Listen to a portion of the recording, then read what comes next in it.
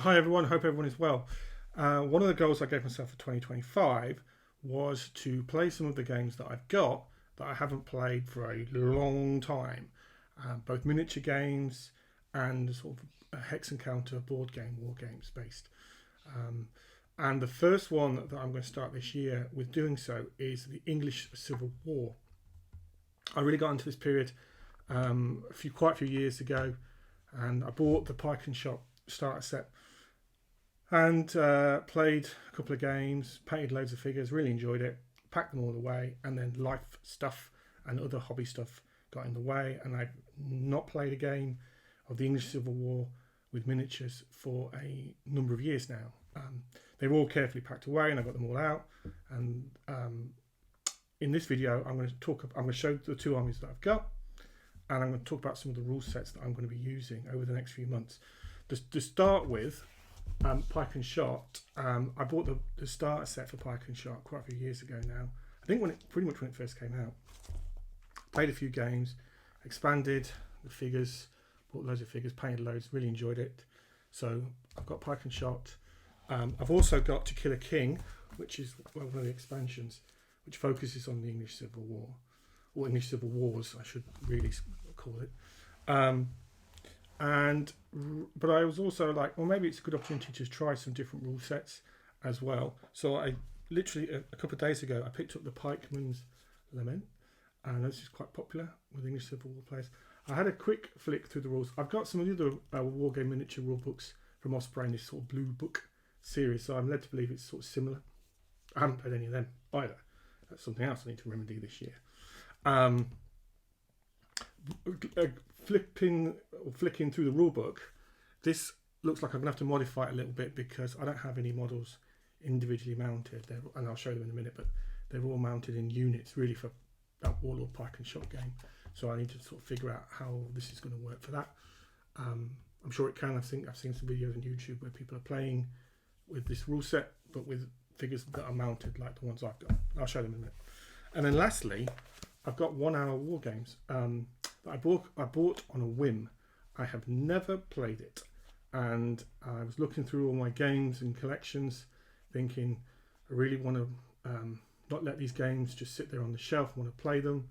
Haven't played this, and this was the idea. This really came from this idea. I was going through the book, and I saw it got a Pike and Shot section, and I was like, well, I've got good Pike and Shot armies that I haven't played with for a long time, so maybe I should do that. Also, which is beneficial to me, that you can play it in 1 hour, which is good.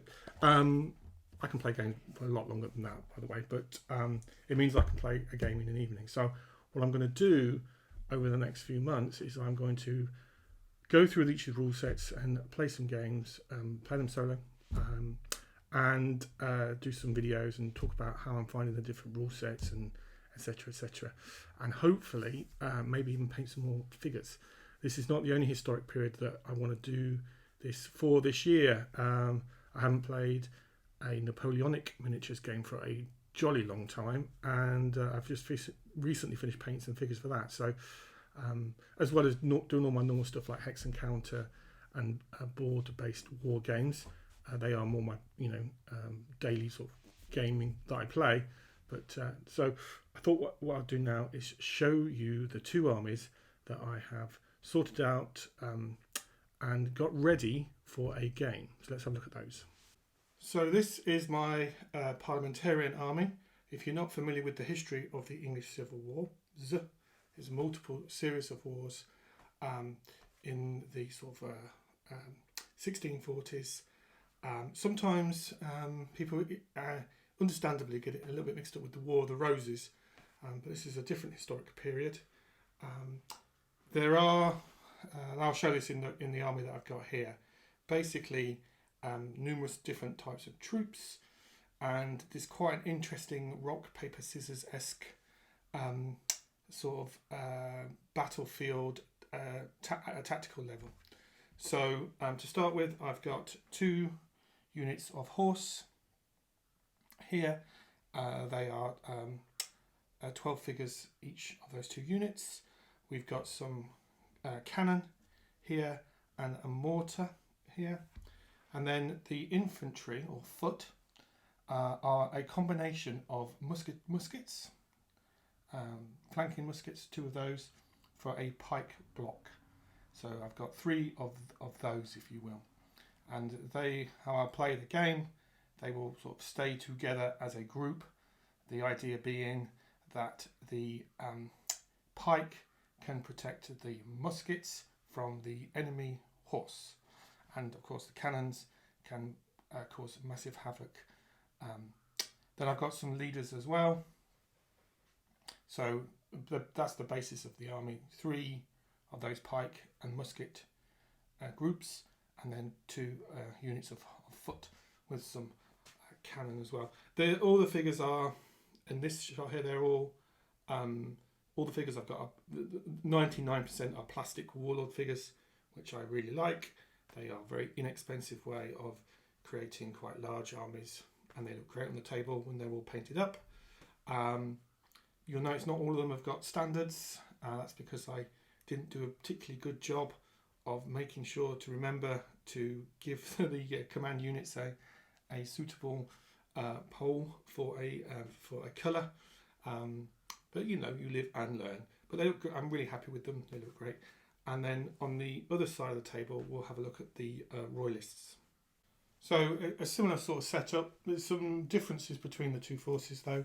So for the Royalists, I've got 4 units of horse. So I've got much more horse for the Royalists. And I've got 2 cannon here, and I've got a mortar right over in the top right as well. So I've got more cannon-esque weapons for the Royalists. So I've got more horse units for the Royalists. But I've only got 2 of the pike and shot groups or units here. So to start with, depending on what rule set I will use, I probably won't actually even start with all these models. I'll probably play some smaller games just to refamiliarise myself with the rule sets as much as anything. But certainly for this army, I could probably do with another unit of pike with the muskets. Then I've got some leaders as well. Yeah, that's basically the premise of the 2 armies. They're not terribly large by a lot of people's collections by any stretch of the imagination, but I would class them as sort of a medium size. I'm also, when I'm playing miniature games, I'm not so particular about trying to recreate a specific battle. There are lots of famous battles of the English Civil War. I don't actually live too far from some of the battlefields, but I'm not, certainly to begin with, I'm not interested in trying to recreate any of those with the right units and the right colours, etc. I'm not playing, and plays a lot more sort of casually, I would say. Maybe one day, maybe in a different scale, but certainly for 28mm, and these are all 28mm figures. And like I said, they're all predominantly warlord. These are Perrys, the muskets, but warlord with the armoured pike unit there, and they're metal, but most of them are plastic. Very nice they are too. So that's the basis of my 2 armies that I will be playing with. And then what I'll do is I'm going to do a series of videos playing some of those rule sets, and I'll talk about how I'm finding the rule sets and obviously how the battle's turning and what's happening, etc, etc. Looking through them, I'm quite happy to customize them to my own particular tastes, and as I'm playing as I would imagine that I'll be playing most of these games solo, I may customize them with that in mind. But hopefully that was interesting. Like a lot of war gamers, we all have hobby projects that maybe languish a little bit, as in we don't play them as often as we would ideally like. And this is the start for me to try and remedy that. And honestly, these figures have been all boxed up for years, to be honest, unplayed. So what better time to start than right now, as I like to say. Yeah, so that's it, and thank you for watching. Hope it was interesting. If you play English Civil War games and you've played any of those rule sets, super interested in hearing any thoughts in the comment section as always, and thanks a lot for watching as ever. Thank you.